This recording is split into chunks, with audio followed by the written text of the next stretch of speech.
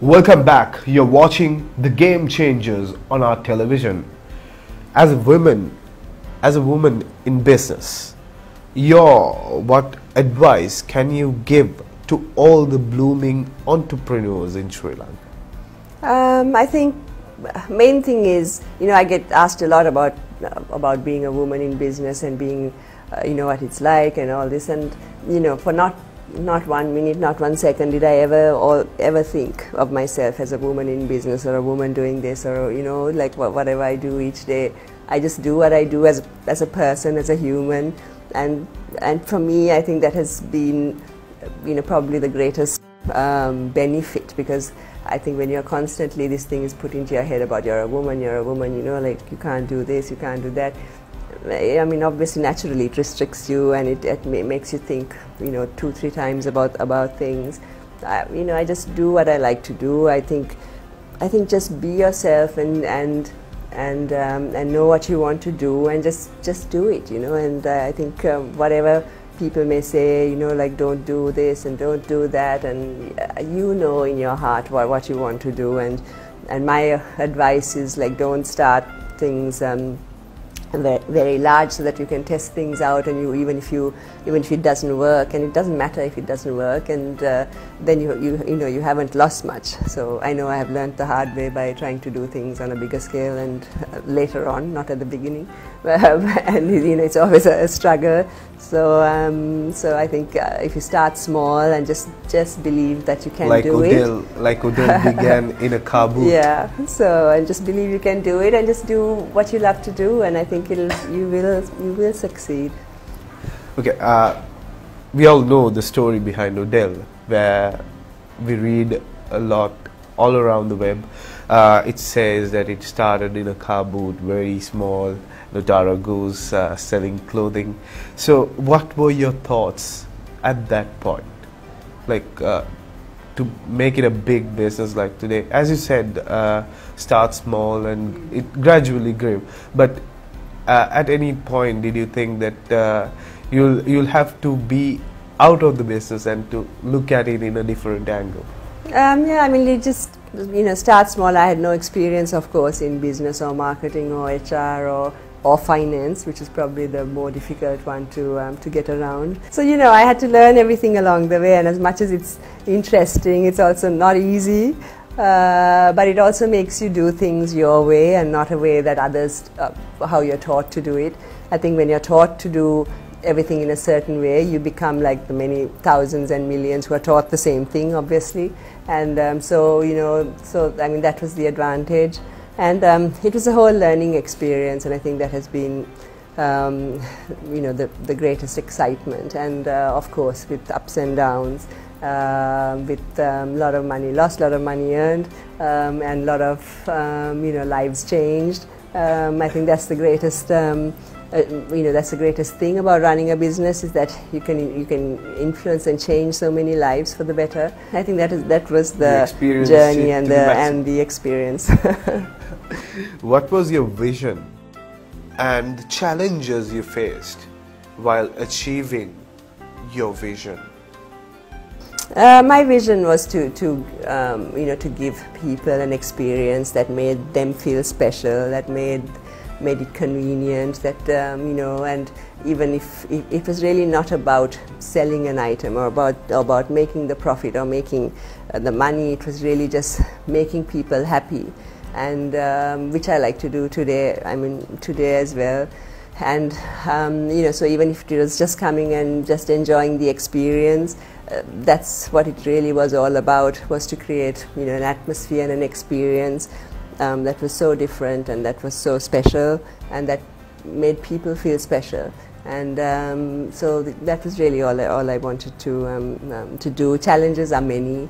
Of course, no life comes without a challenge. If your life doesn't have challenges, I think then you're probably sitting at home doing nothing. But that has challenges too. So that's part and parcel of life. And I mean, probably the most difficult was to grow a business during the war, and because over 15 years of it was during, probably even more, was during the war, and sometimes very, very difficult times, and so that was a great challenge. But otherwise, it's ups and downs come with life. After all the hard work, what made you to sell your brand to Soft Logic? I mean, several things, but I think I had brought it to a point where I knew the next stage was another 7, 8, 10 years of great expansion, or I stay the way it is, which is once it's a public company and once there are investors and partners, it's difficult to just stay the same.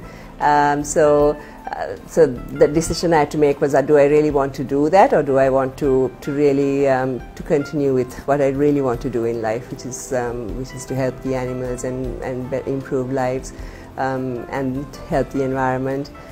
So that was the main decision. So that's because I knew if I continued, I had to be committed to, and it's a commitment of virtually 24 hours a day and of running a business. So that was the real main decision. And I also felt that once you become more of a corporate and more structured, you start making decisions with only your head and not your heart, because that's really what you're forced to do in many instances in a public company, and the bigger the company gets, you're always driven a lot of the time by the bottom line and not looking at really what your heart wants you to do. So that was also getting very difficult for me, and so those were two of them. Maybe there were a couple more, but those are probably the two main ones. All right. The Love SL brand that you developed, was the target market the tourist or the domestic target market? What was the secret behind Love SL? Well, I mean, within the Odell concept, it was about. I mean, there were different product ranges, and it was about making different product ranges into a concept, and then where you package it as a whole concept, and where it becomes then people understand it better, and you can you can do things around it a lot more when it's under a certain brand and a concept.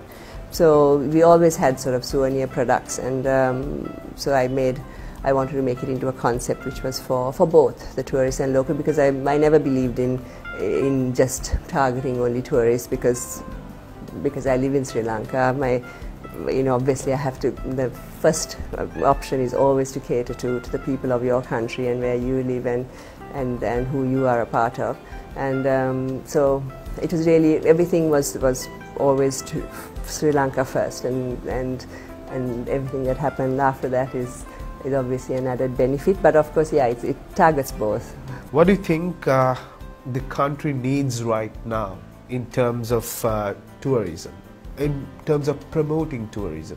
I mean, I think from what I see, what's really most important is to protect our wildlife and our environment, because that is one of the things that sets us apart from the rest of the world for what tourism, what makes us different in tourism. And I see that not happening, and that I think is a great concern for all and for the country. So I think it's really, really important that we are at a stage where we have to take all effort and put all effort into protecting our wildlife and our environment for the future, for future tourism, and also for the people of the country. You are a person with a passion, a ferocious passion that someone cannot easily have. That's the love towards animals.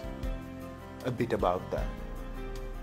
That you're born with things, and so that has come with me from wherever I was in the past, and I think it's there are so many suffering animals who are suffering because of us, because of humans, and I think it's I think it's something that we can't ignore, and we can't just be unconscious about anymore, because we are not great, we're not successful, we can't be pleased about ourselves as long as there are so many millions of suffering animals that don't deserve to be treated the way they are.